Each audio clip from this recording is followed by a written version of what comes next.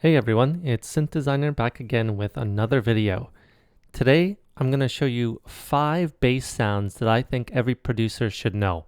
Now this list is not exhaustive of all the bass sounds you should know in electronic music, and I don't even think that these are necessarily the 5 most important, but I think that these 5 bass sounds will get you very far if you're a producer of any level.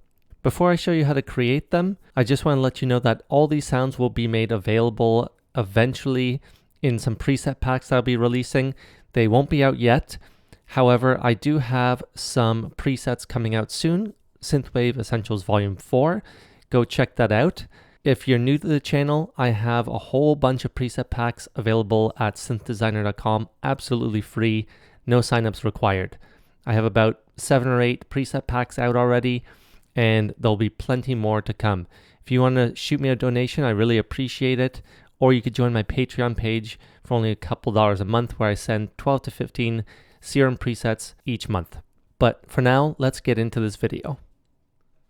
Okay, so for the first sound, we have a Reese Bass. Now the Reese Bass is really defined by its kind of grittiness, its width, and just kind of overall power. It fills out a lot of space, so it's not meant to be kind of like a background bass. It's really kind of a focal point in a lot of ways. Now, there's ways to kind of put it towards the background a little bit more, but it really does fill out a lot of space. So let's just listen to it.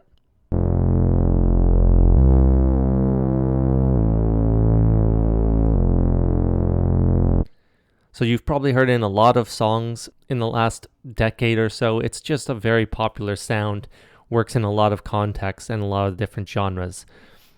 There's a bunch of ways you can make it, but this is just one way. So I have this kind of saw wave. It's not quite a perfect saw wave, but it's very close. It's, as you can see, it has 7 voices of unison and is down 2 octaves, and I have the sub as well.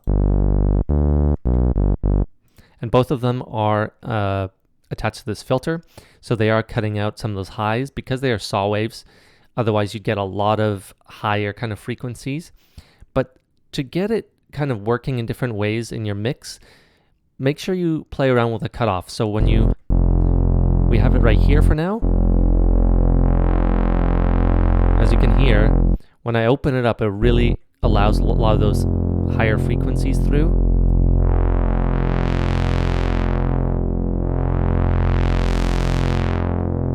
And you could even attach an LFO to it, for example.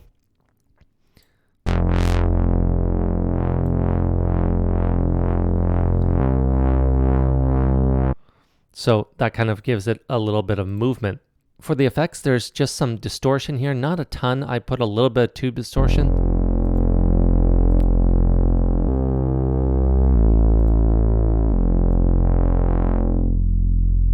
You can also play around with the filter, just taking it down a notch a little bit too, if you want more in the background. Either way, it fills out a lot of nice space and gives your mix a cool kind of gritty sound to it. Now this next one is super simple, and you're going to be wondering maybe, why am I showing you this one with just a sub here? It's one of the most basic and fundamental sounds in all of electronic music, and that's just a basic sine wave. And you'll find this in pretty much every genre. Sine waves are the most fundamental of frequencies. That means that they have kind of the most powerful sound in a lot of ways, and therefore they're perfect for sub basses because of their power. Now, I'm going to show you just a few little tricks here to kind of make it a little bit more interesting. But generally speaking, if you have a sub oscillator, so in Serum here we have one, and you want to create a very fat, basic sub sound, there's no better way than just a basic sine wave. And here's how it sounds. I should mention you need good headphones or good monitors or speakers here, just because otherwise you won't be able to hear it. And for those with a really keen ear, you'll actually notice there is a little bit of distortion here, and that's one of the first things I want to tell you. To make it a little bit more interesting and add upper harmonics, you can add distortion. So if I were to take it all the way down here,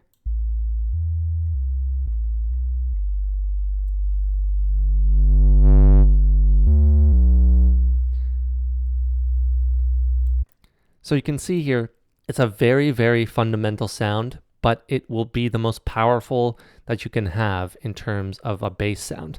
Now, you can also make it plucky. Now, it doesn't sound like much, but when you layer that with kind of a top sub or a top bass, then you're really going to have a very fat and thick bass sound. This next sound is called the FM bass, and that stands for frequency modulation. Now, not every synthesizer is going to have FM capabilities. However, we do have that in Serum, which is nice. And there's other free ones that you can get as well that could work. So what happens is we take down a basic kind of sine wave again, couple octaves down, and then we add another sine wave. And what we do is turn the level down of this one, and then we would take this warp knob here and add FM from B. So this is actually modulating this sound. What that does is essentially changes and warps the wave essentially a little bit. And instead of just getting this sound, we get this.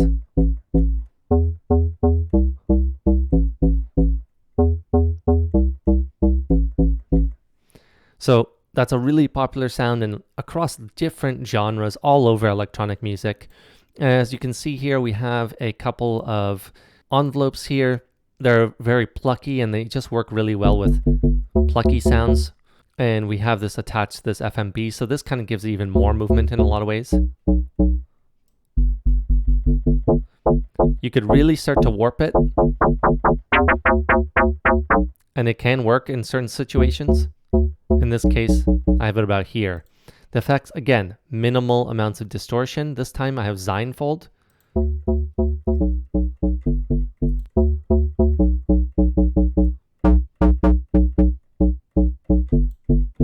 Just adding a little bit of more harmonic content again.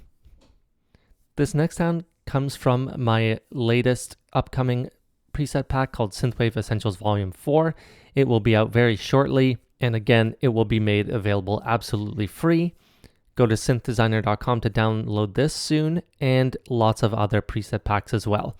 Now this one is a simple pluck bass, and I have it in Synthwave Essentials Volume 4 just because pluck basses are really popular in synthwave, and it sounds a bit like this.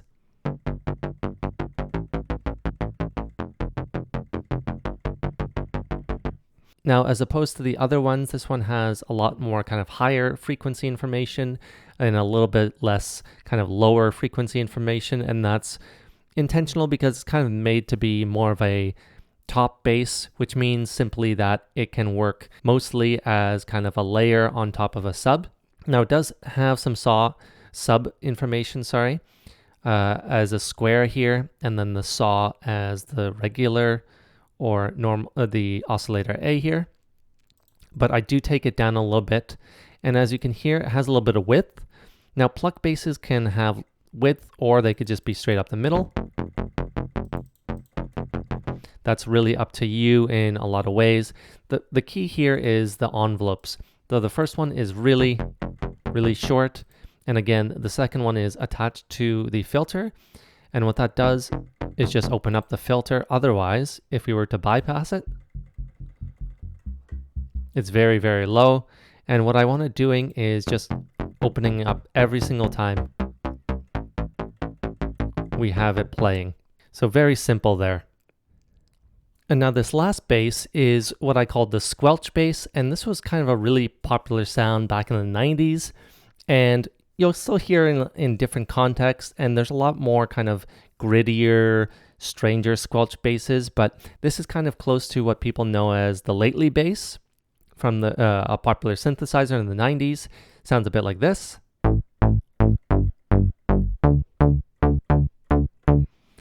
Now it's a little bit different than the plucky bass. As you can see, it has a very similar kind of opening up, but it opens up more, and the other key part is there's resonance, and this resonance, if we were to take it all the way down,